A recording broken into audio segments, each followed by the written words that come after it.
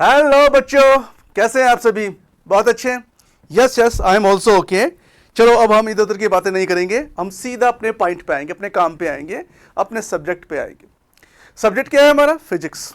Okay, subject हमारा physics से class 10th है। और चैप्टर का क्या नाम होना चाहिए? लास्ट लेक्चर हमने क्या पढ़ाए थे, चलो उसको भी मैं डिस्कस नहीं कर रहा हूँ। ठीक है, अब जो प्रेजेंट है उसी की बात करेंगे। तो प्रेजेंट क्या है हमारा? नया चैप्टर, फिजिक्स का नया चैप्टर। नए चैप्टर का नाम क्या है? Magnetic effects of current. Magnetic effects of current. ध्यान रखना बच्चों, अब बचपन में आपने मैग्नेट से बहुत खेला होगा, है नहीं? छोटे छोटी चीज़ों को आप चिपकाते थे, है नहीं? कभी किसी का जो होता है कि कोई भी चीज़ होती थी, किसी की सुई हो गई, ठीक है ना, किसी का कंपास हो गया, आप क्या करते थे? चुंबक से चिपका के इधर उधर करते थे। हमने भी बहुत किए जूनियर क्लासेस में। ठीक है, उस टाइम हम क्या कहते थे कि चुंबक हमारे लिए, मैग्नेट हमारे लिए खिलौना होता था। क्यों? क्योंकि हम उसकी जो अट्रैक्शन की पावर है उससे हम बहुत ज़्यादा इंप्रेस थे। लेकिन बेटा, वो मैग्नेट का अट्रैक्शन जो होता है वो कैसे प्रोड्यूस होता है, उसकी क्या एप्लीकेशंस है, आज हम इन सब चीज़ों के बारे में डिस्कस कर रहे हैं। आपने देखा होगा कि जो मैग्नेट्स होते हैं, ठीक है, अलग अलग शेप के होते हैं। एक बार की फॉर्म में भी होते हैं, वो सर्कुलर डिस्क की फॉर्म में भी होते हैं, और हॉर्स शूज की फॉर्म में भी होते हैं। ये आपने देखे होंगे। बट जो फेमस जो मैग्नेट होता है वो बार मैग्नेट होता है। तो मोस्टली हम बार मैग्नेट को लेकर के ही सारी स्टडी करते हैं। अगर हम मैग्नेट की प्रॉपर्टी अगर पढ़ रहे हैं तो बार मैग्नेट को लेकर के पढ़ता है। बाद में हम उन प्रॉपर्टी को, बाकी शेप के जो भी मैग्नेट्स होते हैं उनको हम उससे कंपेयर कर लेते हैं। तो बेटा, अब एक चीज यहां पर है मेन, कि मैग्नेट मैग्नेट के अंदर जो पावर है वो अट्रैक्शन की है। वो अपने चारों ओर जो भी आयरन के छोटे छोटे छोटे पीसेस होते हैं, ठीक है, उनको अपनी और अट्रैक्ट कर लेते हैं। ये केवल आयरन को नहीं, निकिल और कोबाल्ट जैसे मेटल को भी अट्रैक्ट करते हैं, लेकिन आयरन को थोड़ा ज़्यादा करते हैं। ठीक है, तो हम आयरन के, क्योंकि आयरन में ईजिली अवेलेबल भी हो जाता है, तो हम उसी से जो होता है कि अपने जो भी प्लेस होते हैं वो कर लेते हैं। तो बेटा देखो, मेन चीज़ है, ये तो आपको पता चल चुका है कि ये नेचुरल मैग्नेट हमारे होते हैं, जिनसे हम किसी भी जो होता है कि फेरोमैग्नेटिक मटेरियल जो मैग्नेटिक फील्ड की तरफ आते हैं, मैग्नेट की तरफ आते हैं, इन्हें फेरोमैग्नेटिक मटेरियल कहते हैं, ये अट्रैक्ट हो जाते हैं। अभी तक हमने नेचुरल मैग्नेट्स के बारे में हमने पढ़ा है। ठीक है, नेचुरल मैग्नेट के बारे में हमने पढ़ा है कि नेचुरल मैग्नेट के दो पोल होते हैं, एक नॉर्थ पोल, एक साउथ पोल होता है। ठीक है बच्चों, नॉर्थ पोल और साउथ पोल होता है। अब हमें कैसे पता है कि ये नॉर्थ पोल है, ये साउथ पोल है? तो बेटा क्या करना है कि जैसे कि बार मैग्नेट है, थोड़ी देर के लिए देखो कि मान लो ये बार मैग्नेट है, ठीक है, तो इस बार मैग्नेट के centre of gravity, centre of gravity जहां पर इसका पूरा वेट वर्क कर रहा है, ठीक है, जहां पर ये बैलेंस हो जाता है, ठीक है, जिस पॉइंट पे बैलेंस हो जाता है उसका सेंटर ऑफ ग्रेविटी। तो ये एक बार मैग्नेट है, मान लीजिएगा। इस बार मैग्नेट को अगर हम इसके सेंटर ऑफ ग्रेविटी से अगर एक थ्रेड लगा करके इसको सस्पेंड कर देते हैं, लटका देते हैं, ठीक है, तो आप एक चीज देखना, ये इधर जाएगी, इधर जाएगी, यहां ठहरेगी, इधर ठहरेगी, कहां ठहरेगी? कहीं ना कहीं तो ये ठहरेगी, कहीं ना कहीं तो ये रेस्ट लेगी। ये कहां रेस्ट लेगी? देखो आप ना इसको ठीक से देखना, ठीक से देखना कि जब हमने इसको, जब ये रेस्ट में आ जाएगी ना, जब स्टॉप हो जाएगी, अभी तो ये ऐसे ऐसे कर रही होगी, अपने आप को संतुलित कर रही होगी, बैलेंस कर रही होगी, लेकिन जब ये क्या हो जाएगी, सेट हो जाएगी, स्टेबल हो जाएगी, उसके बाद इसकी डायरेक्शन देखना।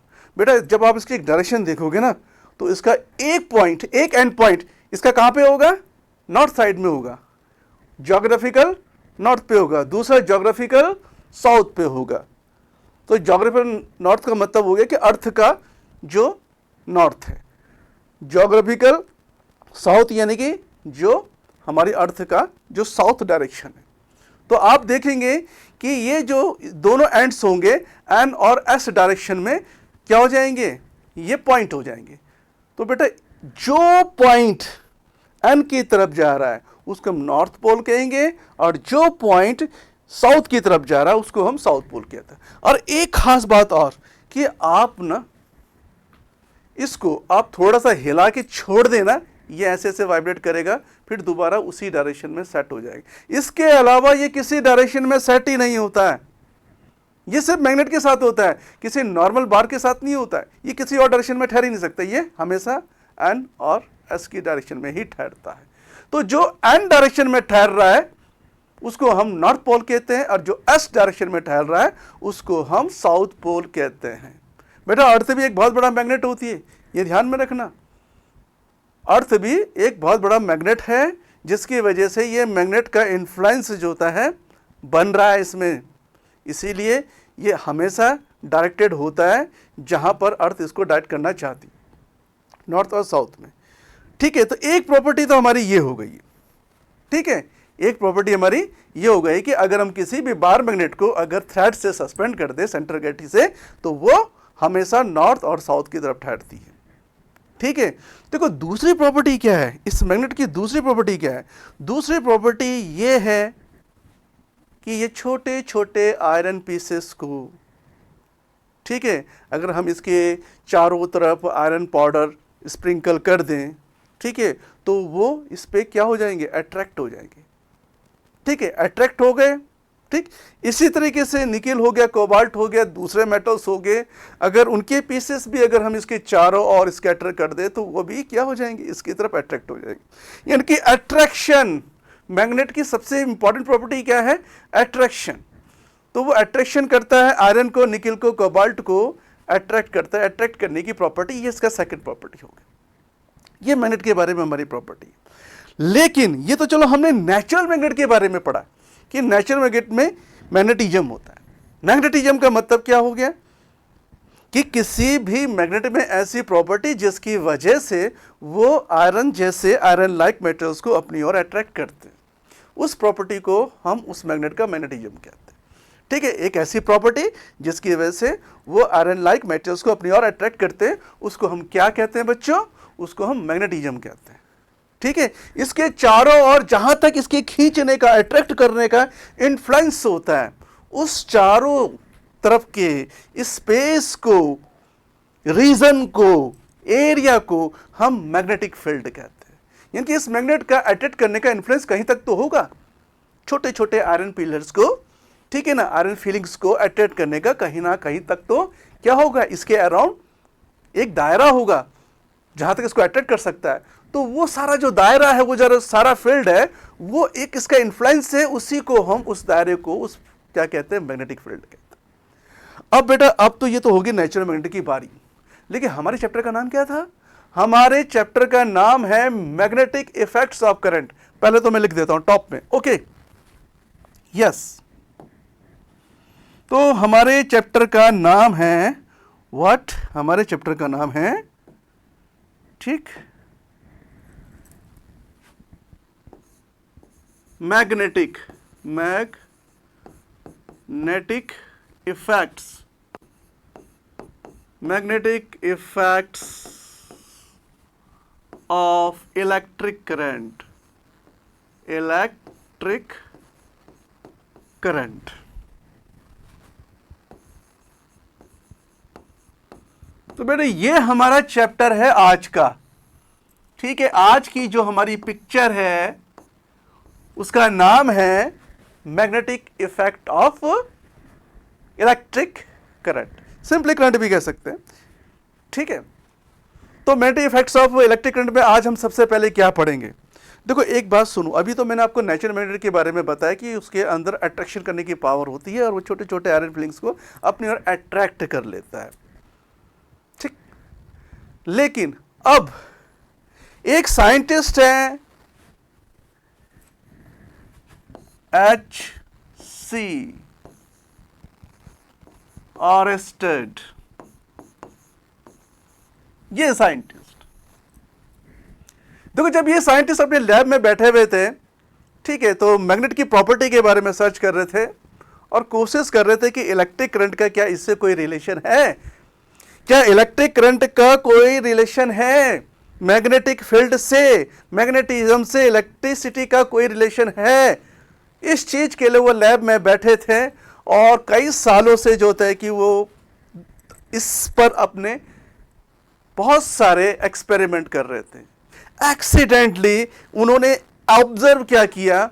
उन्होंने देखा कि अगर हम, मान लीजिएगा कि हमारे पास कोई सर्किट है, ठीक है, तो सर्किट बना लेता हूं मैं यहां पर, मैं किसी और कलर में बना लेता हूं फिलहाल यहां पर। ठीक है, तो हमारे पास कोई सर्किट है, ठीक है, जिसमें एक रजिस्टर लगा हुआ है और इसमें एक बैटरी लगी है। ठीक है, हम एक बैटरी बना लेते हैं यहाँ पर, इसमें एक की ले ली हमने। ओके, और ये हमने एक सिंपल सर्किट लिया। इस सिंपल सर्किट में करंट आई फ्लो कर रही है, ये फ्लो कर रही है, करंट आई फ्लो कर रही है। ओके, ये करंट आई फ्लो कर रही है। तो उन्होंने देखो क्या देखा, क्या ऑब्जर्व किया कि एक छोटी सी डिब्बी के अंदर एक छोटा सा मैग्नेट होता है। आप देखना लैब में आपके रखा होगा एक छोटा सा इंस्ट्रूमेंट, उसे हम क्या कहते हैं, कंपास नीडल। ठीक है, एक कंपास नीडल होती है छोटी सी डिब्बी के अंदर, वो बंद होती है, उसमें एक छोटा सा मैग्नेट होता है एरो शेप का। ठीक है, एक छोटा सा मैग्नेट, नेचुरल मैग्नेट एक छोटी सी डिब्बी के अंदर एरो शेप का होता है, जिसकी जो टिप्स है वो एन पोल को, और जो इसका ये हमारे पास टेल पोर्शन है ये एस को रिप्रेजेंट करता है। एक छोटी सी, ये फिक्स होती है इसका सेंटर ऑफ ग्रेविटी से। ठीक है, ये वाइब्रेट करती है इस तरीके से। तो इसे हम क्या कहते हैं, कंपास नीडल। ये हमारी कंपास नीडल है, दिस इज कंपास नीडल। ये नीडल जो होगी हमारी कंपास नीडल। ये छोटी सी कंपास नीडल है, इसके अंदर एक छोटा सा मैग्नेट होता है जो एरो शेप का होता है। तो उन्होंने क्या किया है, H.C. ऑस्टेड ने देखा कि जब अगर हम इस कंपास नीडल को हम इसके पास लेकर के आएंगे तो वो क्या हो गए, वो सरप्राइज्ड हो गए। अरे ये क्या हुआ, जैसे ही कंपास नीडल को, एक छोटे से मैग्नेट को इस करंट कैरिंग कंडक्टर के पास वो लेकर के आए तो अचानक क्या देखा उन्होंने कि इस कंपास नीडल में डिफ्लेक्शन आ गया। यानी कि उसके जो नॉर्थ और साउथ पोल है वो अपनी पोजीशन चेंज कर चुके हैं, कि इसमें क्या आ गया, डिफ्लेक्शन आ गया, कि ये करंट ऐसे गई तो इसमें डिफ्लेक्शन आ गया। तो डिफ्लेक्शन यानी कि डिफ्लेक्शन कैसे आया कि अरे ये तो इधर हो गई, ठीक है, ये इधर आ गई। यानी कि जो कंपास नीडल एन एस ऐसे थी, अचानक उसमें डिफ्लेक्शन आ गया। जैसे करंट आई डिफ्लेक्शन आ गया। अगर मैं यहां से स्विच ऑफ कर देता हूं तो फिर ये दोबारा कंपास नीडल क्या हो जाएगी, अपनी इनिशियल पोजीशन पे आ जाएगी। तो इसका मतलब क्या हुआ, अरे उनकी खुशी का ठिकाना नहीं रह रही है, तो बहुत अच्छी चीज़ आ गई। तो उससे उन्होंने क्या देखा कि कंपास नीडल जैसे करंट कैरिंग कंडक्टर के क्लोज में आती है तो उसमें डिफ्लेक्शन हो जाता है। तो इसका मतलब क्या निकला, इसका रिजल्ट क्या निकला, इसका आउटपुट क्या निकला। उसका आउटपुट ये निकला कि जब किसी भी कंडक्टर में, लिसन माय दिस वर्ड, किसी भी कंडक्टर में जब करंट फ्लो करती है तो उसके चारों ओर मैग्नेटिक फील्ड क्रिएट हो जाता है, और अगर करंट को स्टॉप कर दे तो वो मैग्नेटिक फील्ड गायब हो जाता है। क्लियर, यानी कि करंट कैरिंग कंडक्टर के चारों ओर मैग्नेटिक फील्ड प्रोड्यूस हो जाता है। अगर उस कंडक्टर में जब तक करंट है तो उसके चारों ओर मैग्नेटिक फील्ड है, और करंट नहीं है तो मैग्नेटिक फील्ड भी नहीं रहता है। यानी कि करंट के इफेक्ट से उसके चारों ओर मैग्नेटिक फील्ड प्रोड्यूस हो जाने की इस फिनोमिना को हम कहते हैं magnetic effects of electric current. Magnetic effects of electric current क्या है, जब किसी भी कंडक्टर में करंट चलती है तो उसके चारों मैग्नेटिक फील्ड प्रोड्यूस हो जाता है। इस फिनोमिना को, इस घटना को हम क्या कहेंगे, magnetic effect of electric current. Electric current के वजह से मैग्नेटिक फील्ड प्रोड्यूस हो जाने की इस फिनोमिना को हम क्या कहेंगे, magnetic effect of electric current. और एक चीज बात, इसका मतलब यह है कि H.C. ऑस्टेड ने यह चीज तो निकाल ली कि हम इलेक्ट्रिक करंट से जो होता है कि हम मैग्नेटिक फील्ड प्रोड्यूस कर सकते हैं। यानी कि उन्होंने एक चीज डिराइव कर डाली कि इलेक्ट्रिक करंट और मैग्नेटिक फील्ड के बीच में ठीक है ना, इन दोनों के बीच में लिंक है, इनके बीच में रिलेशंस हैं। ठीक है, तो इसीलिए हम इस ब्रांच को, जिसमें हम इलेक्ट्रिसिटी और मैग्नेटिज्म के रिलेशन को स्टडी करते हैं, उसको हम कहते हैं इलेक्ट्रोमैग्नेटिज्म। लिसन,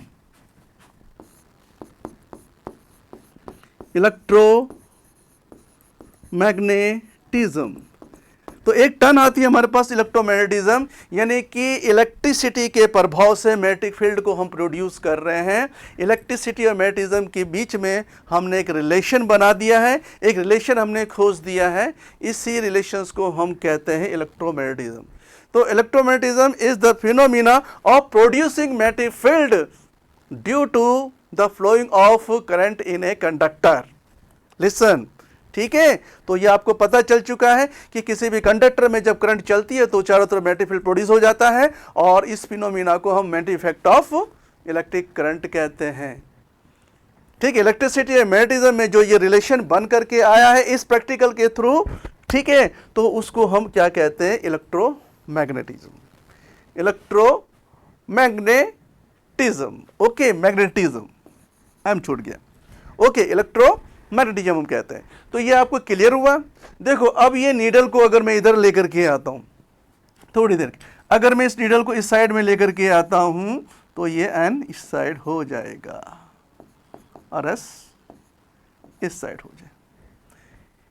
कि हम कंपास नीडल कहाँ डिफ्लेक्शन तो आएगा, चाहे लेफ्ट साइड आए चाहे राइट साइड आए, डिफ्लेक्शन तो फिक्स है कि अगर करंट कैरिंग कंडक्टर के पास अगर ये कंपास नीडल आ रही है, छोटा सा नीडल आ रहा है, तो उसमें भाई कहीं ना कहीं जो होता है कि डिफ्लेक्शन आएगा, चाहे वो इसके लेफ्ट राइट में हो चाहे वो इसके लेफ्ट में हो। हाँ, अगर हम मान लीजिएगा कि करंट की डायरेक्शन को थोड़ी देर के लिए चेंज कर लेते, थोड़ी देर के लिए मैंने क्या किया कि करंट की डायरेक्शन को चेंज कर दिया, करंट की डायरेक्शन को मैंने चेंज कर दिया कि करंट की डायरेक्शन मैंने ऊपर रख ली, अब मैंने यहां पर नीडल लगाई, अब मैंने यहां पर नीडल लगाई, ठीक है, तो इसकी डायरेक्शन भी चेंज हो जाएगी, तो इसकी डायरेक्शन भी चेंज हो जाएगी। पहले ये ऐसे था, ये ऐसे था, अब ये ऐसे हो जाएगा। क्लियर? ये आपको क्लियर हुआ? ये आपको समझ में आया कि किस तरह से डिफ्लेक्शन हो रहा है, क्यों हो रहा है? क्यों? क्योंकि करंट कैरिंग कंडक्टर के चारों ओर मैग्नेटिक फील्ड प्रोड्यूस हो जाता है। चलो, अब यह चीजें हमें क्लियर हो गई। ये तो भैया हमें बहुत ज़्यादा अच्छी तरह से क्लियर हो गई। सर ने तो बिल्कुल जो होता है कि, है नहीं, सर ने तो बहुत डिटेल में पढ़ा दिया, बहुत ही ज़्यादा जो होता है कि एक्सटेंशन दे के पढ़ा दिया सर ने, तो मज़ा आ गया सर, बहुत बढ़िया, मज़ा आ गया। चलो, सिर्फ मज़े नहीं लेने बेटे, ठीक है, मज़े लेने हैं तो इस चीज़ के लेने कि हमें ज़्यादा से ज़्यादा समझ में आए। ओके, अच्छा, अब हम टेक्स्ट, अब हम थोड़ा स्लाइड चेंज कर लेते हैं। ओके, स्लाइड चेंज कर रहे हैं, स्लाइड चेंज हो चुकी है। ओके, तो अब नई स्लाइड में हमें क्या रखना चाहिए? ठीक है, तो बेटा नई स्लाइड में मैं थोड़ा सा बार मैग्नेट के बारे में जो शुरू में मैं कह रहा था उसको दोबारा से ज़रा मैं रिपीट कर रहा हूँ, कुछ नई चीज़ों को लेकर के। ओके, तो bar magnet, bar magnet, bar magnet, तो बार मैग्नेट, बार मैग्नेट यानी कि रोड की शेप, है ना, तो ये बार मैग्नेट, हम ये बार रॉड कह लें, बार मैग्नेट कह लें, ठीक है, बातें की है। Okay, bar magnet. ओके, तो अब आपको पता है कि भाई बार मैग्नेट एक बार की शेप का मैग्नेट हो गया हमारे पास। ठीक है, हम ऐसे बना लेते हैं। ठीक, ये मैंने बना लिया। ओके, और अच्छा बना सकते हो, मुझसे भी अच्छा बना सकते हो। ठीक है, तो इसके दो पोर्शन होते हैं। ठीक है, एक एन पोल हो जाता है, एक एस पोल हो जाता है। ठीक है, तो ये तो हमें पता है कि भाई ये बार मैग्नेट होता है। बेटा एक चीज़ होता है, जैसे मैंने बताया ना भी आपको कि किसी भी मैग्नेट के चारों ओर क्या होता है, एक स्पेस होता है, एक फील्ड होता है, जहाँ तक वो छोटे छोटे आयरन फिलिंग्स को क्या कर देता है, अट्रैक्ट कर सकता है। ठीक है, वहाँ तक का जो रीजन है, वहाँ तक का जो फील्ड है, उसको हम मैग्नेटिक फील्ड कहते हैं।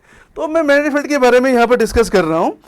थोड़ा सा मैं इसको ये चीज़ें यहाँ से क्लियर कर देता हूँ, इनको हटा देता हूँ। ओके, अब आपको पता चल चुका है कि नीचे जो मैंने डायग्राम बनाया किसका बनाया, ये तो बार मैग्नेट का डायग्राम है। ओके, अब मैं आपको बता रहा हूँ नाउ कि बार मैग्नेट के चारों ओर जो फील्ड है, मैग्नेटिक फील्ड है, ठीक है, तो वो यूनिफॉर्म नहीं होता, एक जैसा नहीं होता।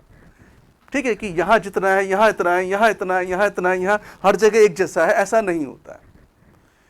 तो जो इसके वजह से मैग्नेटिक फील्ड है, ठीक है, वो यूनिफॉर्म नहीं है इस मैग्नेट के।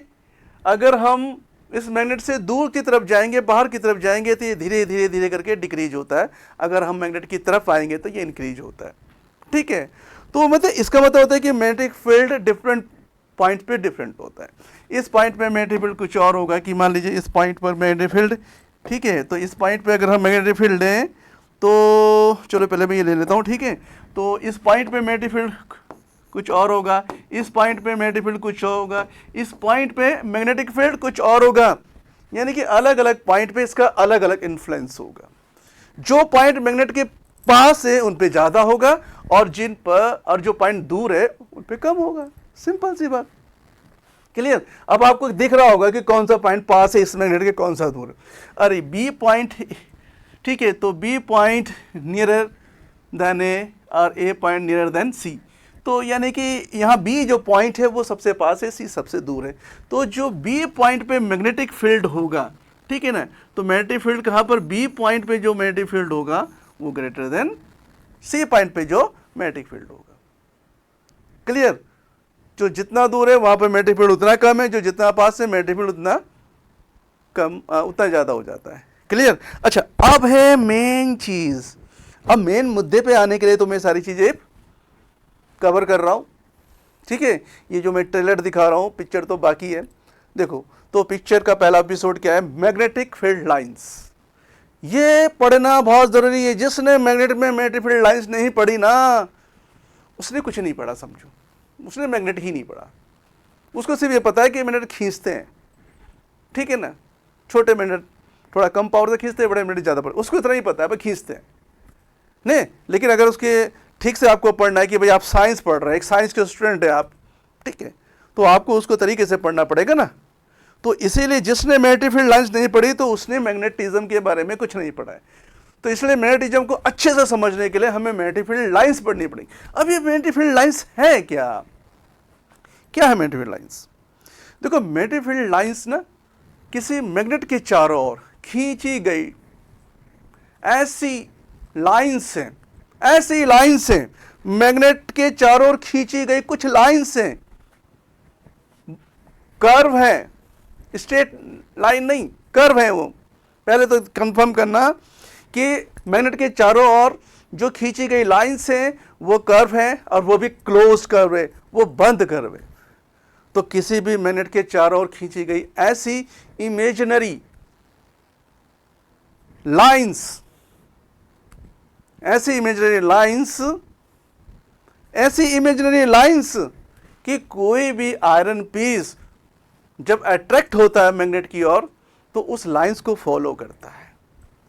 जितने भी आयरन पीसेस होंगे, आयरन फ्लिंग्स होंगी, अगर उनको स्प्रिंकल कर दिया जाए मैग्नेट के चारों ओर तो वो एक ऐसे पैटर्न में अरेंज हो जाएंगी कि मैग्नेट उनको किसी ना किसी पर्टिकुलर पोजीशन में, पर्टिकुलर डायरेक्शन में अट्रैक्ट कर सके। तो जिस पैटर्न में वो स्प्रिंकल किया हुआ powder, iron powder, iron feelings उस मैग्नेट के चारों ओर क्या हो जाती हैं, स्कैटर्ड हो जाती हैं, उन्हीं लाइंस को हम मैग्नेटिक फील्ड लाइंस कहते हैं। बेटा, मैग्नेटिक फील्ड लाइंस को समझने के लिए एक चीज और भी है कि आप इसे एक कंपास नीडल की तरह भी समझ सकते हैं। कि अगर हम मान लीजिए हमारे पास कोई बार मैग्नेट है, कोई भी बार मैग्नेट, मैं थोड़ा छोटा ही कर लेता हूँ इस बार, ठीक है, क्योंकि मुझे मैग्नेटिक फील्ड लाइंस बनानी है, एन पोल और ये मैंने लिया एस पोल, ठीक। तो मैंने बताया कंपास नीडल, तो कंपास नीडल को अगर मैं क्या करता हूँ कि एन पोल के पास लेके जाता हूँ, ये एन पोल के पास में लेके गया, इस तरीके से ले जाना कि उसका जो एस पोल है वो इस मैग्नेट के एन पोल की तरफ रहे। तो अगर मैं उस कंपास नीडल को इसके किसी पॉइंट पर टच करता हूं तो मैं देखूंगा कि इसमें डिफ्लेक्शन तो आएगा ही, भाई डिफ्लेक्शन तो आएगा, एरो इधर इधर होगा कि इसका जो एस पोल है एन की तरफ आएगा और जो एन पोल है वो बाहर की ओर जाएगा, क्योंकि एस पोल एन पोल से अट्रैक्ट हो जाता है। ये आपने पढ़े होंगे वैसे छोटी क्लास में, एन और एन पोल्स, एस और एस पोल्स, ठीक है, जो लाइक पोल्स होते हैं वो क्या करते हैं, एक दूसरे को रिपेल करते हैं, ठीक है। जो अनलाइक पोल्स होते हैं जैसे एन और एस, ये एक दूसरे को अट्रैक्ट करते हैं। तो यहाँ पर यही है कि अगर कंपास नीडल को मैं इस मैग्नेट के एन पोल की तरफ रखता हूँ, ठीक है, इसके एस पोल को, ये छोटा सा जो एस पोल है, ये छोटा सा एस पोल, ये इसका एन पोल हो गया, ठीक है। तो इस कंपास का जो एस पॉइंट है वो एन की तरफ रखना पड़ेगा और एन पॉइंट बाहर की तरफ रखना पड़ेगा। तो एस को ये एन अट्रैक्ट करता है, बट ये एन को ये एन रिपेल करता है, ये बाहर की तरफ थोड़ा सा डिफ्लेक्ट हो जाता है। अब यहां पर मैं एक मार्क कर देता हूं, यहां मैंने एक मार्क कर दिया इसके पॉइंट की तरफ। अब इसे उठा करके मैं दूसरी पोजीशन पे ले जाता हूं, तो अभी भी जो होता है कि ये नीडल का डिफ्लेक्शन थोड़ा सा चेंज हो जाएगा, ये चेंज हो जाएगा, ठीक है, क्योंकि अब ये दूर जा रहा है तो ये चेंज हो जाएगा। तो हम देखेंगे कि हर बार अगर मैं एन पोजीशन को ढूंढता रहूं, इसकी एन पोजीशन को ढूंढता रहूं, ठीक है, इस पॉइंट को ढूंढ ढूंढ करके मैं बार बार यहां पर नीडल को रखता चला जाऊं, तो ये नीडल ना एक ट्रैक को फॉलो करते करते करते करते करते करते करते करते फाइनली ये दूसरे एंड पॉइंट यानी कि एस पोल की तरफ आ जाएंगी। मैं कुछ नहीं कर रहा हूं, मैं कुछ कर ही नहीं रहा हूं भाई, ड्राइवर है यहाँ बैठे हुए, ये मुझे, ठीक है, ये मुझे क्या करा रहे हैं, ट्रैवलिंग करवा रहे हैं भाई, ये अपनी मर्जी से चल रहे हैं, हाँ नहीं। अब इसने जो भी रूट पकड़ करके मुझे यहाँ तक लेके आए, ये देखो ये लेकर के आए, तो यहाँ पर इसके अलॉन्ग हमने एक लाइन ड्रॉ कर दी। तो वही है कि एन पोल की वजह से इसमें जिस जिस डायरेक्शन में डिफ्लेक्शन आता चला जा रहा है, ठीक है, किसमें, कंपास नीडल में, उसकी डायरेक्शन के अलॉन्ग हम जो भी लाइन ड्रॉ कर रहे हैं ये मैग्नेटिक फील्ड लाइन हो गई। इसी तरीके से अगर हमें और मैग्नेटिक फील्ड लाइन ड्रॉ करनी है तो अब हमें इस कंपास नीडल की दूसरी पोजीशन पे लाना पड़ेगा, फिर हमें इसको दूसरी पोजीशन पर लेके आएंगे, तो फिर इसी तरीके से सेम एक्सपेरिमेंट को रिपीट करेंगे तो एक दूसरी लाइन हमें मिलेगी, इस तरीके से और भी मिलेंगी, इस तरीके से हमें नीचे भी लाइन मिलेंगी, इधर भी लाइन मिलेंगी, इधर भी लाइन मिलेगी, इस तरफ भी लाइन मिलेगी, ये मिलती चली जाएंगी, मिलती चली जाएंगी, ठीक है, बस बहुत है, इतना है। तो अब आप ये देख रहे हैं कि मैग्नेट के चारों ओर एक ऐसी इमेजरी लाइंस, जिस लाइंस को कोई भी कंपास नीडल फॉलो करते हुए एस पोल तक पहुंचती है, उन लाइंस को हम मैग्नेटिक फील्ड लाइंस कहते हैं। या हम ये कह सकते हैं कि इस मैग्नेट के चारों ओर अगर आयरन फिलिंग्स को हमने क्या किया, स्प्रिंकल किया, तो वो कोई ना कोई कर्व पैटर्न बनाती है, उस कर्व पैटर्न के अलॉन्ग जो भी हम लाइन ड्रॉ करते हैं उन्हें मैग्नेटिक फील्ड लाइंस कहते हैं। अच्छा, आपको लग रहा होगा कि मैग्नेटिक फील्ड लाइंस ऐसे होती है कि जैसे मैंने चक चक चक चक चक करके बनाया। अरे नहीं नहीं नहीं नहीं नहीं, मैग्नेटिक फील्ड लाइंस चक चक चक चक करके नहीं होती हैं, ये चक चक करके नहीं होती, ये कंटिन्यूस होती है, डिसकंटिन्यूस नहीं होती है। चलो मैं इसको दूसरे डायग्राम में दिखा देता हूँ आपको, लो, ठीक है, इसका प्रॉपर जो डायग्राम है वो क्या है, वो ये है, ठीक है, वो ये है कि जो मैग्नेटिक फील्ड लाइंस होती हैं वो क्लोज कर्व होती है और कंटिन्यूस क्लोज कर्व होती है, ओके, कंटिन्यूस क्लोज कर्व होंगी, ये कंटिन्यूस क्लोज कर्व है, ठीक, अब ठीक हो गया ना, ये और अच्छे से बनाओ, जितना बढ़िया बना सकते बना लो भैया, ठीक है, ये आपके हाथ में है, ठीक है, जितना स्मार्ट बनाओगे, ठीक है, उतना क्लियर समझ में आएगा आपको, ठीक है, ये लो ये लो ये लो ये लो।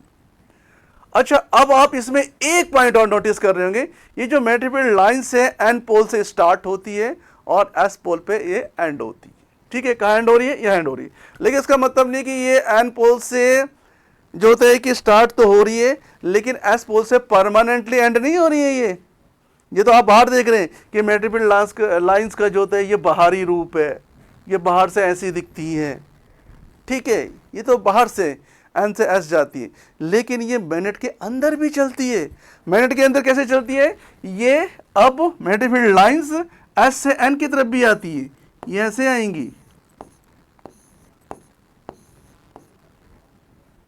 इट मीन्स कि ये मैग्नेटिक फील्ड लाइंस पूरा एक क्लोज लूप बनाती है, एक मैग्नेटिक फील्ड लाइन पूरा क्लोज लूप बनाएगी, एन से स्टार्ट हुई है तो एन पे ही वो एंड होगी, लेकिन मैग्नेट के बाहर वो एन से एस की तरफ जाती है और मैग्नेट के अंदर वो एस से एन की तरफ चली जाती है, ठीक है, चाहे वो नीचे की तरफ से जाए, चाहे वो ऊपर की तरफ से जाए, कहीं से भी जाए, वो मैग्नेट के अंदर एंटर करती है और एस पोल से भी आगे बढ़ के वो एन पोल पे ही एंड होती है। यानी कि जो मैग्नेटिक फील्ड लाइंस है वो सीधी सीधी तो नहीं होती है, वो क्या होती है, क्लोज्ड कर्व होती है, क्लोज्ड कर्व होती है।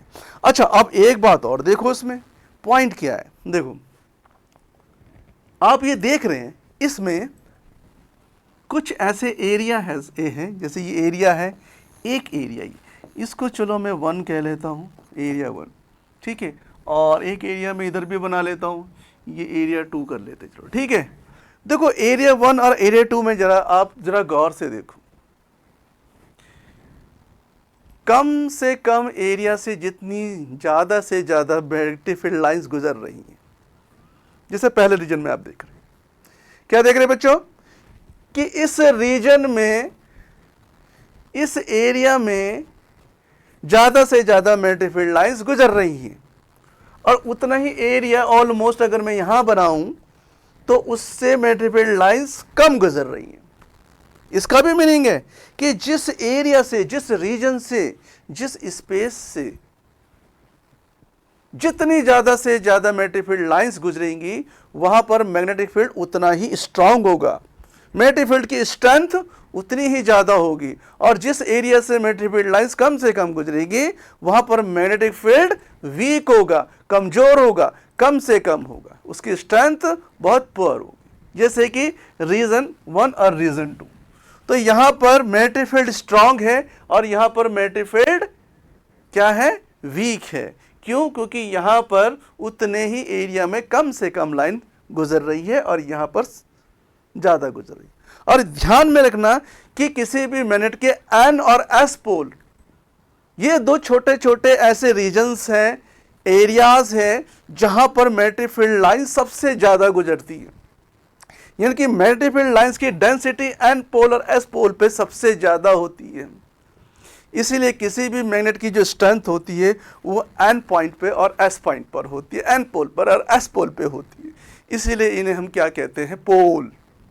ये पोल है, ये ओरिजिन है, ये सोर्स है, उस मैग्नेटिक फील्ड को प्रोड्यूस करने का वो सोर्स है जहाँ पर मैग्नेटिक फील्ड सबसे ज़्यादा होता है। पूरे मैग्नेट के अंदर बाहर कहीं भी सबसे ज़्यादा मैग्नेटिक फील्ड उनके पोल्स पे होता है, क्योंकि उस पॉइंट पर सबसे ज़्यादा मैग्नेटिक फील्ड लाइंस एंटर करती है, उस पॉइंट पर सबसे ज़्यादा मैग्नेटिक फील्ड लाइंस एक्सिट करती हैं, सबसे ज़्यादा मैग्नेटिक फील्ड लाइंस गुजरती है एन और एस पोल से। इसीलिए एन और एस पोल सबसे ज़्यादा स्ट्रॉन्ग पॉइंट होते हैं किसी भी मैग्नेट की। तो ये आपको क्लियर हो गया कि स्मॉलर रीजन में जितनी ज़्यादा से ज़्यादा मैग्नेटिक फील्ड लाइंस गुजरेगी, मैग्नेटिक फील्ड वहाँ पर स्ट्रांग हो जाता है। ठीक है, यही वजह है कि जैसे जैसे हम दूर जाते रहते हैं मैग्नेटिक फील्ड लाइंस के बीच में गैप बढ़ता रहता है और स्मॉलर रीजन से गुजरने वाली मैग्नेटिक फील्ड लाइंस कम होती चली जाती है। यही वजह है कि मैग्नेट से जब हम दूर जाते हैं तो क्या होता है, मैग्नेटिक फील्ड डिक्रीज होता है। मैग्नेटिक फील्ड क्या होगा, दूर जाने पे क्या होगा, मैग्नेटिक फील्ड को हम 20 से रिप्रेजेंट करते हैं, ध्यान में रखना। ठीक है, जब हम क्या कहेंगे, जब हम दूर जाएंगे, फार अवे फ्रॉम मैग्नेट, तो जो मैग्नेटिक फील्ड होगा वो इंक्रीज हो जाएगा। और मैग्नेटिक फील्ड डिक्रीज कब होगा, जब हम फार अवे नहीं, हम क्या होंगे, नियर टू मैग्नेट। ठीक है, क्लोज टू मैग्नेट, अगर हम मैग्नेट की तरफ आ रहे हैं तो मैग्नेटिक फील्ड इंक्रीज होता चला जाता है। तो ये तो बार मिनट की मैग्नेटिक फील्ड लाइंस के बारे में मैंने आपको डिस्कस किया है। आप अपने घर में भी एक्सपेरिमेंट कर सकते हैं। एक कार्डबोर्ड लेना, ठीक है, उसके नीचे कोई अच्छा सा बड़ा सा बार मैग्नेट लगाना, ठीक है, उसके ऊपर आप क्या करना, उसके ऊपर आप आयरन फ्लिंक्स यानी कि आयरन पाउडर को क्या करेंगे, स्प्रिंकल कर देना, छिड़क देना, और तब आप उसका पैटर्न देखना। तो आपको पैटर्न दिखाई देगा कि ये किसी न किसी कर्व्ड लाइंस की फॉर्म में वो आयरन फ्लिंक्स अरेंज हो गई है। तो ये सब रिप्रेजेंट करेगा कि किसी भी मैग्नेट के चारों जो मैग्नेटिक फील्ड का जो पैटर्न है वो मैग्नेटिक फील्ड लाइंस की फॉर्म में होता है। क्लियर हो गया? चलो, थैंक्स अ लॉट कि आपने ये चीज़ें अच्छे से समझ ली हैं। ओके, मेन चीज़ देखो ये है कि डायरेक्शन ऑफ मैग्नेटिक फील्ड, ठीक है, एन से एस की तरफ जा रही है। ठीक है, तो मैग्नेटिक फील्ड लाइंस की ये क्या हो गई, डायरेक्शन हो गई। लेकिन मैग्नेटिक फील्ड लाइंस की डायरेक्शन और मैग्नेटिक फील्ड की डायरेक्शन में फ़र्क होता है कि what is the direction of magnetic field. भाई मैंने कहा कि अलग अलग पॉइंट पे अलग अलग है। अगर मैं इस पॉइंट की बात करता हूँ, भाई ठीक है, ए पॉइंट है, यहाँ पर बी पॉइंट है, यहाँ पर सी पॉइंट है। ओके, ए पॉइंट है, बी पॉइंट है, सी पॉइंट है, इतने सारे हमारे पास पॉइंट हैं। ओके, थोड़ा मैं यहाँ से हटा देता हूँ क्योंकि मुझे और भी तो स्पेस चाहिए लिखने के लिए। ओके, तो ये मैंने यहाँ से रिमूव कर दिया। ओके, हट गया। अब मैंने कहा है कि भाई अब हम कैसे खोजें कि A point, B point, C point पे मैग्नेटिक फील्ड कितना है, उसकी डायरेक्शन क्या है। तो बेटा ध्यान में रखना, कोई भी पॉइंट होगा, कोई भी पॉइंट ए बी सी है, ये किसी न किसी मैग्नेटिक फील्ड लाइंस पर ही होगा, किसी न किसी, कहीं भी रैंडमली आप कोई भी पॉइंट लेंगे ना बेटा, तो वो किसी न किसी मैग्नेटिक फील्ड लाइंस पे ही होगा। उस मैग्नेटिक फील्ड लाइंस पर, उस पॉइंट पर अगर आप जो टेंजेंट ड्रॉ करेंगे ना, जैसे मैं ये कहता हूँ कि ये पॉइंट है, तो इस कर्व पर मैं इस पॉइंट पे ये टेंजेंट ड्रॉ किया मैंने, ओह सॉरी ये मेरा रबर आ गया, हाँ ओके बेटा एक बार और देख लो जरा, ओके ओके यस। तो बेटा ये थोड़ा मैं पहले कवर कर देता हूँ, ये यहाँ से डिस्कनेक्ट हो गया, ओके। तो मैं ये समझा रहा था आपको कि ए पॉइंट पर, अब ए पॉइंट पे जो हम टेंजेंट ड्रॉ करेंगे, तो देखो हमने यहाँ पर टेंजेंट ड्रॉ किया, ये हमने टेंजेंट ड्रॉ किया, ठीक है। टेंजेंट को चलो मैं दूसरे कलर में दिखा देता हूँ, ओके, थोड़ा सा विजिबिलिटी बढ़ जाएगी, ओके। ए पॉइंट पे, बी पॉइंट पे टेंजेंट अगर ये है, ये बी पॉइंट पे टेंजेंट है, सी पॉइंट पर टेंजेंट है, हम कोई डी पॉइंट भी ले सकते हैं, यहाँ पर डी पॉइंट पर टेंजेंट है, कोई ई पॉइंट ले सकते हैं हम, ई पॉइंट पे टेंजेंट है, ये देखो ये टेंजेंट है, ठीक है।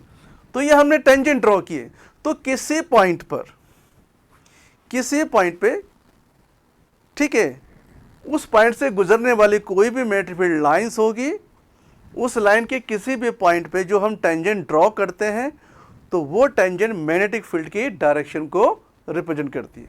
तो इस पॉइंट पर जो मैग्नेटिक फील्ड होगा, इस मैग्नेटिक फील्ड लाइंस पे जो हमने टेंजेंट ड्रॉ किया होगा, वो टेंजेंट की जो डायरेक्शन होगी, वो मैग्नेटिक फील्ड को, फील्ड की डायरेक्शन को रिप्रेजेंट करेगी। अब आप देख रहे हैं कि ए पॉइंट पे डायरेक्शन अलग है, बी पे अलग है, सी पे अलग है, डी पे अलग है, ई पे अलग है। ऐसा तो है नहीं कि A B C D E सब पॉइंट पे जो मैग्नेटिक फील्ड प्रोड्यूस हुआ है उन सब की डायरेक्शन एक ही तरफ पे, ऐसा तो है नहीं। कोई इधर जा रहा, कोई इधर जा रहा, कोई इधर जा रहा, कोई इधर जा रहा, कोई इधर जा रहा, यानी कि मैग्नेटिक फील्ड लाइंस के हिसाब से चल रहा है। मैग्नेटिक फील्ड लाइंस के जो है कि अकॉर्डिंग मैग्नेटिक फील्ड की डायरेक्शन सेट हो रही है अलग अलग पॉइंट पे, कि हर पॉइंट में मैग्नेटिक फील्ड एक जैसा नहीं है, ना तो उनकी वैल्यू सेम है और ना ही उनकी डायरेक्शन सेम है, तो दो चीज़ें अलग हो जाती है, ठीक है। तो मैग्नेटिक फील्ड के लिए दो चीज़ें अलग, मैग्नेटिक फील्ड,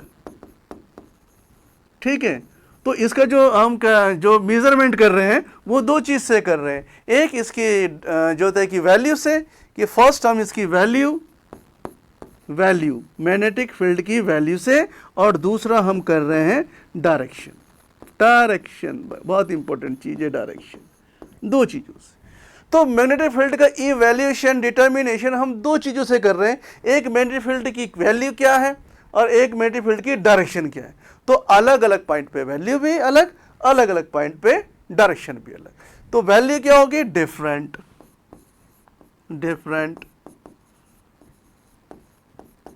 डायरेक्शन क्या होगी, डिफरेंट। इट मीन्स कि at different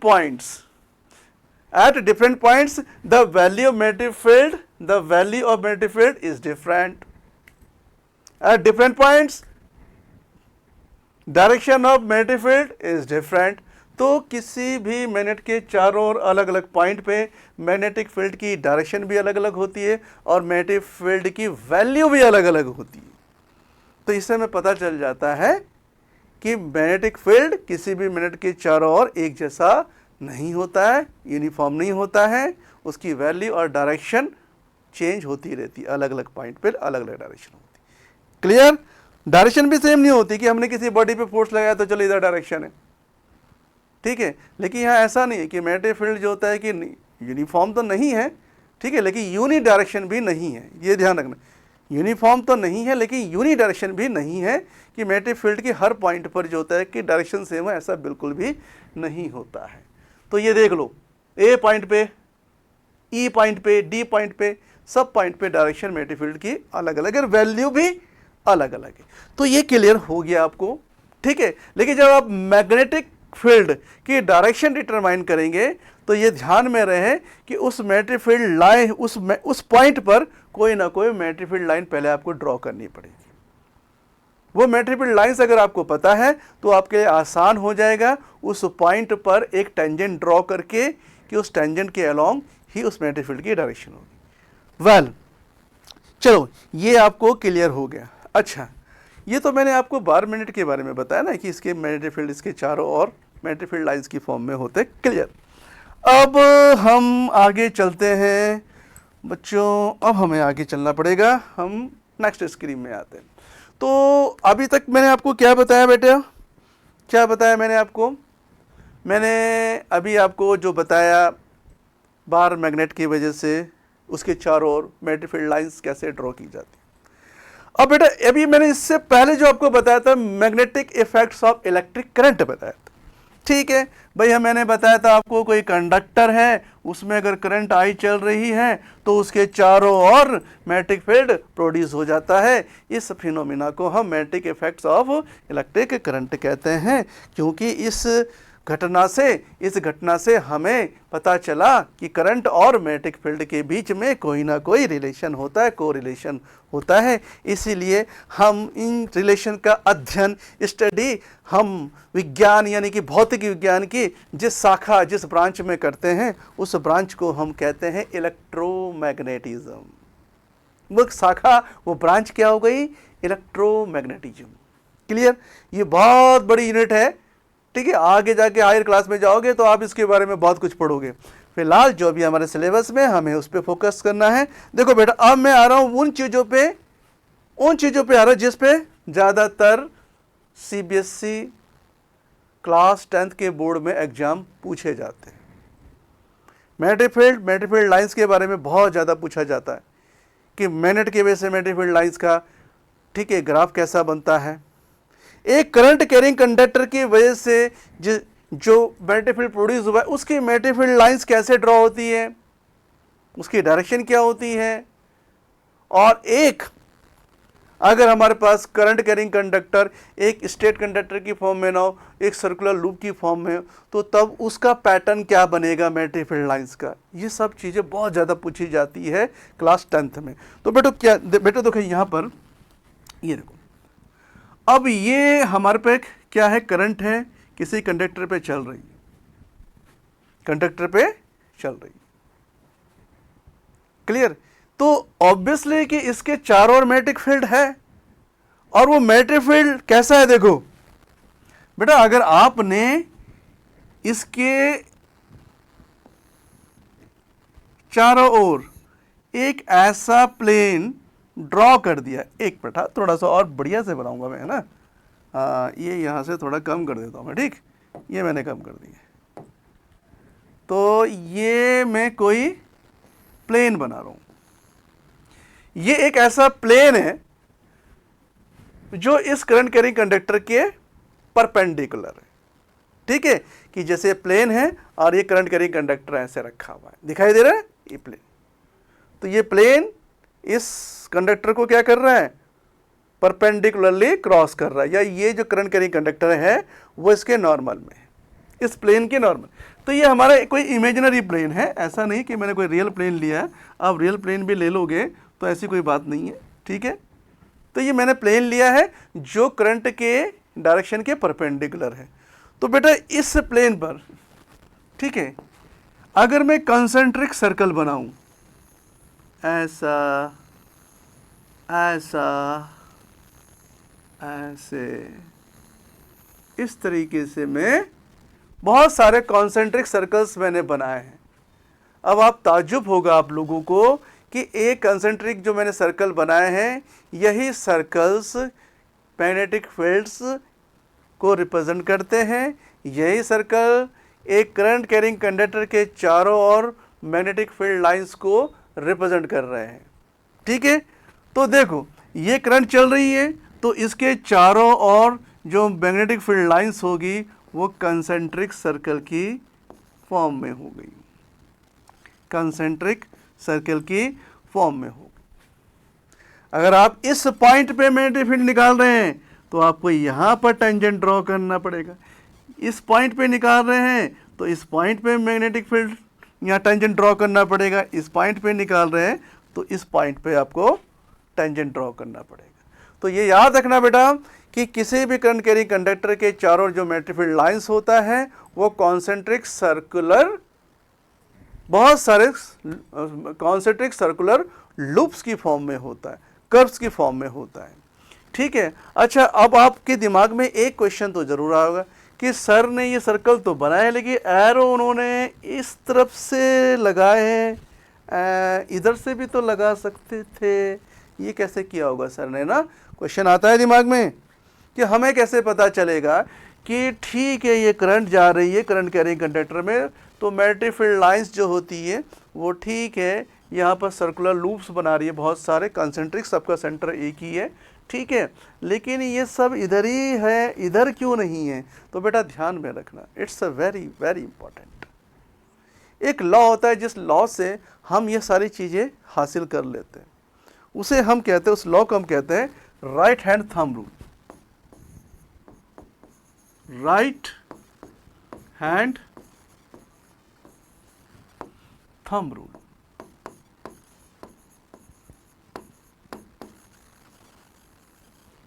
right hand thumb rule, right hand thumb rule ये कहता है कि अगर हम अपने राइट हैंड की उंगलियों को इस तरीके से स्ट्रेच करें, इस तरीके से फैलाएं कि ये जो हमारा थंब है ये करंट की डायरेक्शन को रिप्रेजेंट करे किसी भी कंडक्टर में चलने वाली, तो ये जो उंगलियां हमारी होंगी ना, ये जिस तरफ कर्ल करेंगी, जिस तरफ ग्रैब्स करेंगी, जिस तरफ टर्न होंगी, वही डायरेक्शन इसके चारों ओर मैग्नेटिक फील्ड लाइंस की होंगी। समझ में आ गया। ये लॉ क्या कह रहा है कि अगर हम अपने राइट हैंड की फिंगर्स को इस तरीके से स्ट्रेच करें कि हमारा जो थंब है वो कंडक्टर में चलने वाली करंट की डायरेक्शन की तरफ पॉइंट करे, तो जो हमारी उंगलियां हैं वो जिस डायरेक्शन में राउंड करेंगी वही मैग्नेटिक फील्ड लाइंस की डायरेक्शन हो जाती है। क्लियर। तो ये राइट हैंड थंब रूल ये कहता है। आप चाहे तो आप इसे अपने वर्ड में कन्वर्ट कर सकते हैं। क्लियर। ओके, तो अब हमें पता चल चुका है कि अगर हम अपने देखो थंब को, हम देखो क्या कर रहा हूं मैं, ये थंब है, ठीक है, तो मैंने क्या किया, इस थंब को कंडक्टर में चलने वाली करंट की डायरेक्शन में कर दिया है, तो ये उंगलियां इस तरीके से ग्रैप्स कर रही है, इस तरीके से राउंड हो रही है, तो जिस डायरेक्शन में वो राउंड हुई है उसी डायरेक्शन में मैग्नेटिक फील्ड लाइंस होंगी। अगर इन केस अगर हम मान लेते हैं कि करंट को हमने नीचे कर दिया, ठीक है, ऐसे नीचे कर दिया, तो अब आप देखेंगे, क्या देखेंगे आप कि अब मैं क्या करूंगा, इस थंब को इस रूल के अकॉर्डिंग, अपने अकॉर्डिंग नहीं, इस रूल के अकॉर्डिंग थंब को मैं नीचे करूंगा, करंट की डायरेक्शन में करूंगा, तो ये उंगलियां बाहर की तरफ राउंड हो जाएगी। ठीक है, बाहर की तरफ राउंड हो जाएंगे कि अब जो मैग्नेटिक फील्ड होगा, ठीक है, अब जो मैग्नेटिक फील्ड होगा इसके चारों ओर,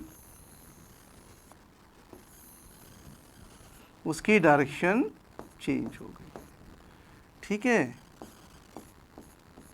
ये देखो उसकी डायरेक्शन अब पहले से अलग हो गई। अब आप फर्क देख सकते हैं। तो किसी भी स्ट्रेट कंडक्टर की वजह से, करंट कैरिंग कंडक्टर की वजह से, उसके चारों ओर मैग्नेटिक फील्ड की डायरेक्शन अगर आपको डिटरमाइन करनी हो तो आपको क्या करना पड़ेगा, आपको राइट हैंड थंब रूल्स इस्तेमाल करना पड़ेगा, इसको यूज करना पड़ेगा। ठीक है, थंब को आप क्या कर दो, करंट की डायरेक्शन की तरफ रख दो, उंगलियां जिधर मुड़ जाएंगी उधर ही मैग्नेटिक फील्ड लाइंस की डायरेक्शन बन के निकल आएंगी। तो ये क्लियर हो गया, direction of magnetic field lines due to straight conductor, straight conductor की वजह से। हाँ बेटा, अब मैंने ये भी कहा है कि ये जो जितने भी कंसेंट्रिक मैग्नेटिक फील्ड लाइंस है इस कंडक्टर के चारों ओर, ये क्या होती है, सारी की सारी ये उस प्लेन पे लाई करती है जिस प्लेन पर ये करंट कैरिंग कंडक्टर परपेंडिकुलर होता है। Clear, very clear, okay. अच्छा बेटा, दूसरा है हमारे पास नेक्स्ट। अब हम आते हैं नेक्स्ट पॉइंट पे आते हैं। ओके, नेक्स्ट पॉइंट हमारा है कि अब हम मैग्नेटिक फील्ड लाइंस दोबारा से पढ़ रहे हैं, लेकिन अब एक स्ट्रेट कंडक्टर की वजह से नहीं पढ़ेंगे। जरूरी थोड़ी ना है कि करंट को जो होता है कि हम स्ट्रेट में ही ले जाएं, उसको तो हम किसी भी शेप में, किसी भी जो होता है रूट में ले जा सकते हैं। तो अगर करंट मान लीजिएगा कि किसी सर्कुलर लूप में चल रही है, सेम सर्कुलर लूप में करंट चल रही है, करंट कैसे चल रही है, सर्कुलर लूप में चल रही है, करंट ऐसे चल रही है, सर्कुलर लूप में चल रही है। अब करंट ऐसे चल रही है, ठीक है। अब करंट सर्कुलर लूप में चल रही है, ये लो, ये सर्कुलर लूप में चल रही है, ये सर्कुलर लूप में करंट चल रही है। अभी तक तो करंट कहाँ चल रही थी, कैसे चल रही थी करंट? अभी तक तो करंट ऐसे चल रही थी, स्ट्रेट कंडक्टर में चल रही थी, लेकिन अब कैसे चलेगी? अब वो सर्कुलर लूप में करंट चल रही है, चाहे वो क्लॉकवाइज चल रही है, चाहे वो एंटी क्लॉकवाइज चल रही है। इससे हमें अभी फिलहाल कोई मतलब नहीं है, इसका मतलब होगा लेकिन जब ये थोड़ा सा टॉपिक आगे बढ़ेगा तब। ओके, तो अब अगर करंट सर्कुलर लूप में चले तो अब उसकी मैग्नेटिक फील्ड लाइंस हम कैसे ड्रॉ करें? ठीक है, करते हैं भाई, बिल्कुल करते हैं। लो आ जाओ, देखो ये आपने कोई भी लूप बनाया, ठीक है, तो भाई करंट को जाने के लिए कट चाहिए ना, ठीक है। तो ये करंट, ये चली गई हमारी करंट, ठीक है, ये करंट चली गई, ये करंट और ये करंट फिर ये वापस आ गई यहाँ से, ठीक है, ये करंट वापस आ गई हमारी। अब बेटा देखो, ये करंट यहाँ से एक एंड से एंटर की, सर्कुलर ट्रैक को फॉलो करके दूसरे एंड से ये बाहर निकल गई, ठीक है। अब देखो करंट कैरिंग कंडक्टर चाहे किसी भी शेप में हो, अगर किसी कंडक्टर में करंट चल रही है तो उसके चारों ओर मैग्नेटिक फील्ड तो बनेगा ही। तो इसके चारों ओर भी मैग्नेटिक फील्ड बनता है, लेकिन उस मैग्नेटिक फील्ड को रिप्रेजेंट करने के लिए जो मैग्नेटिक फील्ड लाइंस होती है वो कैसे बनेंगी, वो कैसे बनाए सर? तो देखो देखो बच्चों, देखते रहो, ओके। मैं पहले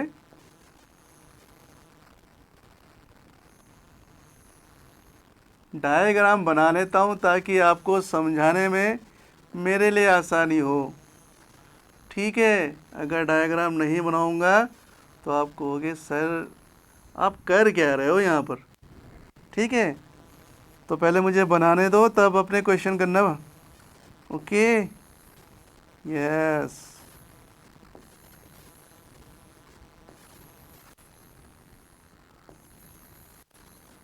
अरे भाई, सर ने तो बहुत सारे सर्कल्स बना लिए, बनाने पड़ेंगे, यस, और बना लो, ठीक।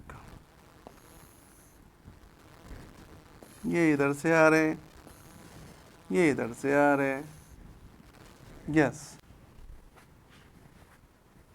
देखो बच्चों, मैंने ये कोई करंट कैरिंग सर्कुलर लूप लिया है और उसमें मैंने कुछ सर्कल बना दिए, दो एंड पॉइंट पे इसके डायमेट्रिकली अपोजिट दो पॉइंट लिए हैं मैंने, एक पॉइंट यहाँ, एक पॉइंट मैंने यहाँ लिया, और उस पॉइंट पे मैंने बहुत सारे कॉन्सेंट्रिक सर्कल्स बनाए हैं। यहाँ पर बनाने की वजह क्या है आपको अच्छी तरह से पता है कि देखो, अगर कोई भी लूप है, ठीक है, अगर उसमें करंट चल रही है, ठीक है, अगर मैं उसका छोटा सा एलिमेंट लूँ, छोटा सा एलिमेंट, एक छोटा छोटा छोटा छोटा छोटा जितना पॉसिबल हो सके उतना छोटा एलिमेंट लो, तो वो स्ट्रेट होगा, थोड़ा सा स्ट्रेट होगा, ठीक है।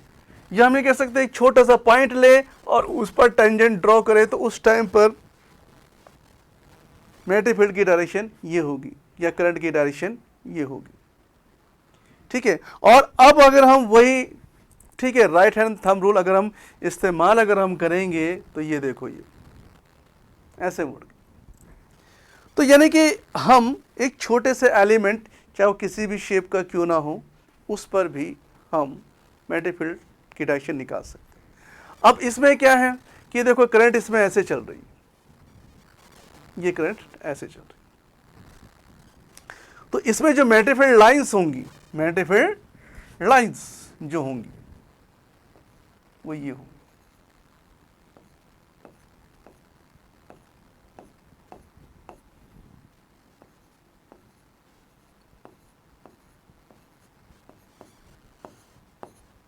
ये मैग्नेटिक फील्ड लाइंस। ये ऊपर वाले पोर्शन के लिए मैंने बनाई, इसी तरीके से नीचे वाले पोर्शन के लिए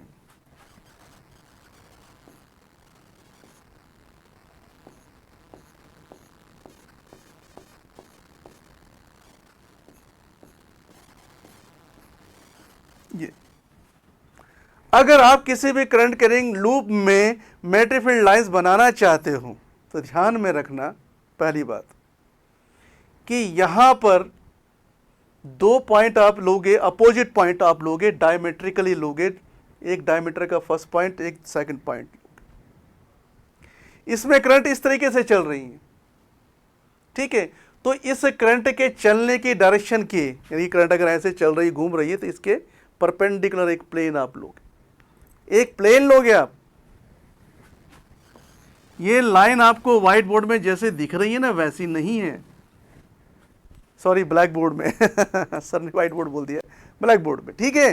तो आपको यहां पर ये ब्लैक बोर्ड में, ब्लैक स्क्रीन में ये लाइनें जैसी दिख रही है ऐसी नहीं है। क्यों? क्योंकि जो ये लूप गुजर रहा है ना, ये लूप, सर्कुलर लूप जो गुजर रहा है, ये सर्कुलर लूप जो गुजर रहा है, उसको ये लूप परपेंडिकुलरली, जैसे ये मेरा हाथ है ना, तो ये लाइन है इस तरीके से, ये कर्व ऐसे इसको परपेंडिकुलरली क्रॉस कर रहा है। और इस पे लाइनें इस तरह से, क्या इस तरीके से नहीं बनी हुई है, इस तरीके से बनी हुई है। इस यानी कि जो प्लेन है वो करंट कैरिंग कंडक्टर जो सर्कुलर है इसके परपेंडिकुलर रखा हुआ है, और जो मैग्नेटिक फील्ड लाइन जो मैंने यहां बनाई है वो इस प्लेन पर लाई कर रही है, ठीक है, वो प्लेन पर लाई कर रही है। दूसरा प्लेन में नीचे बनाऊंगा तो वो भी करंट के परपेंडिकुलर ये प्लेन होगा, और वो सारी लाइंस किस पे, उस प्लेन पे लाई करेगी। तो यहां पर देखो कि इसमें जो मैग्नेटिक फील्ड लाइंस है ये क्लॉकवाइज है, ये क्या है, क्लॉकवाइज है, क्लॉकवाइज है। और इस पे जो है लाइंस की डायरेक्शन एंटी क्लॉकवाइज है, क्लॉकवाइज, ये एंटी क्लॉकवाइज।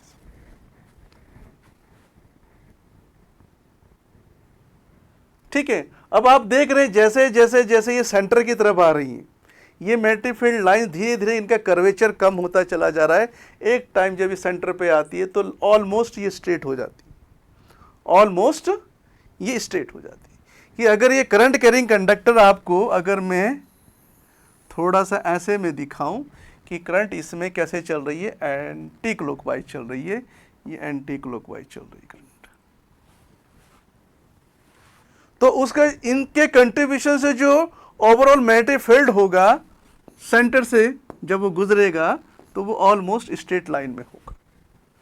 यानी कि ओवरऑल जो मैग्नेटिक फील्ड की डायरेक्शन इस करंट कैरिंग लूप की वजह से होगी वो इस लूप के प्लेन के परपेंडिकुलर होगी, और इसके सेंटर से मैग्नेटिक फील्ड गुजर रहा होगा।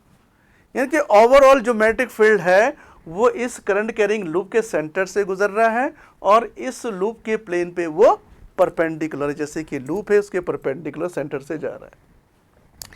इसी पॉइंट इसका सेंटर हो जाता है। क्लियर? ये मैग्नेटिक फील्ड जो होता है कि इसके सेंटर से गुजर रहा है, इसके प्लेन के परपेंडिकुलर हो जाता है। अब आप सोचेंगे कि सर ये इधर क्यों, ठीक है, ये इधर क्यों गया, इधर क्यों नहीं गया? तो बेटा वही रूल को अगर मैं उल्टा कर दूं थोड़ी देर के लिए, किसको उल्टा कर दूं? राइट हैंड थंब रूल को अगर मैं थोड़ा सा उसको कन्वर्ट कर दूं कि पहले मैंने स्ट्रेट कंडक्टर के लिया था तो थंब को मैंने कहाँ किया था, करंट की डायरेक्शन में किया था, तो उंगलियां किस डायरेक्शन में टर्न कर रही थी, वो मैग्नेटिक फील्ड लाइंस होती, ठीक है। यहाँ उल्टा करना है कि अब आप फिंगर्स को circular loop, current carrying circular loop के अलोंग सेट कर दो, तो थंब जिस डायरेक्शन में सेट हो जाएगा वो मैग्नेटिक फील्ड को रिप्रेजेंट करेगा। तो बेटा ये देखो, आप ये देखो कि ये मैग्नेटिक फील्ड लाइंस इस तरीके से है तो थंब इधर सेट हो जाता है, ठीक है।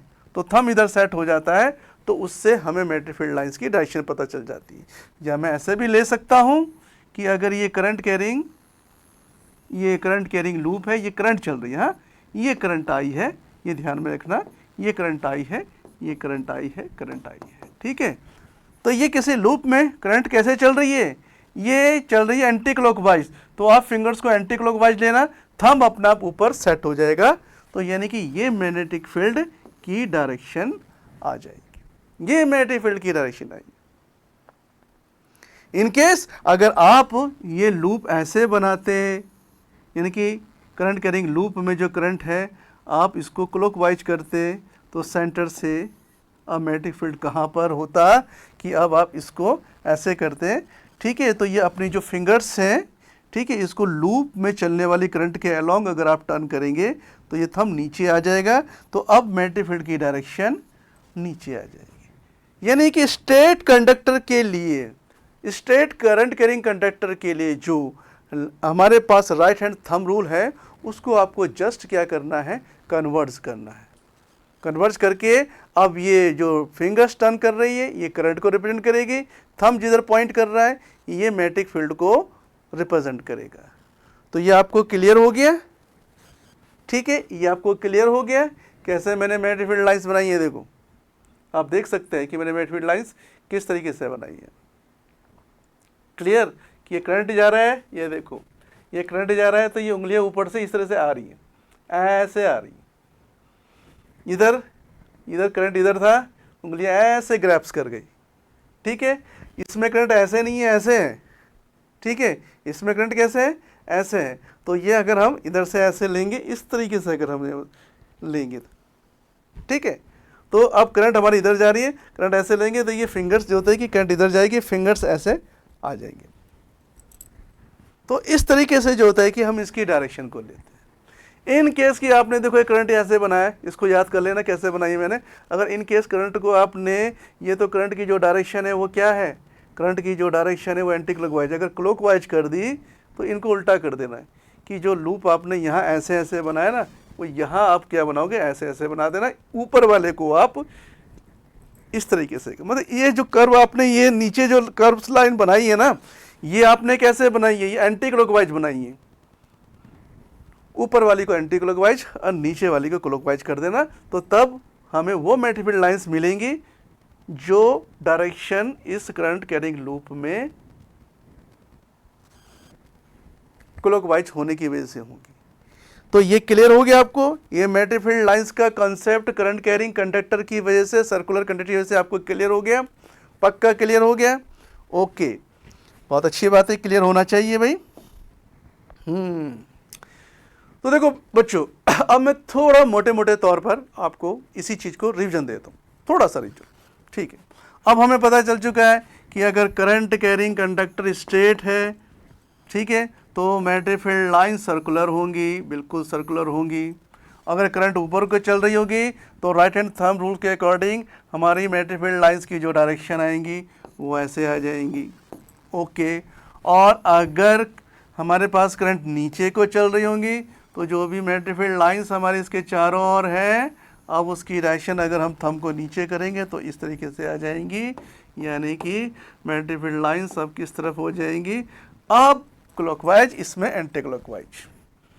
दूसरा, अगर करंट कैरिंग कंडक्टर हमारे पास सर्कुलर हुआ, ठीक है, सर्कुलर हुआ, यानी कि करंट कैरिंग कंडक्टर हमारे पास सर्कुलर हुआ, ये सर्कुलर है, ठीक है, यानी कि अब ये करंट कैरिंग कंडक्टर है, ठीक है।